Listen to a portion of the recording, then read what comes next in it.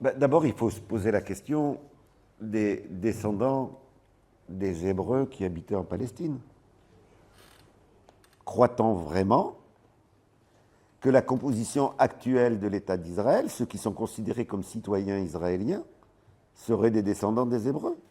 Mais les descendants des Hébreux, c'est les Palestiniens d'aujourd'hui. Certains se sont convertis à l'islam, d'autres sont restés juifs, d'autres se sont convertis au christianisme, mais les véritables descendants des Hébreux, ce sont les peuples qui habitaient sur place. Encore une fois qu'on a dit ça, ça ne veut pas dire qu'il faut mettre tous les Israéliens à la porte.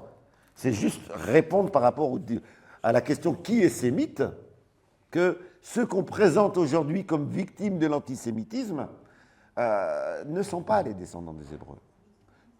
La seconde question qu'il nous faut poser, c'est la fonction de ce discours sur l'antisémitisme. Parce que c'est ça la véritable question. La fonction de ce discours, elle est d'invalider, de discréditer, de décrédibiliser toute mobilisation contre l'État sioniste. Et c'est pour cela qu'il va falloir mener le combat, parce qu'ils ne cesseront pas là-dessus, contre la criminalisation de l'antisionisme.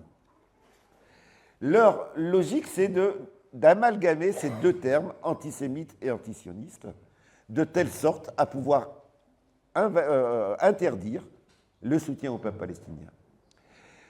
Bien entendu que les Arabes sont des sémites. Bien entendu que les Hébreux étaient des sémites. Bien entendu que ceux qui sont venus d'Europe n'étaient pas des sémites. Ce qui ne les empêche pas de devenir des Israéliens ou des Palestiniens.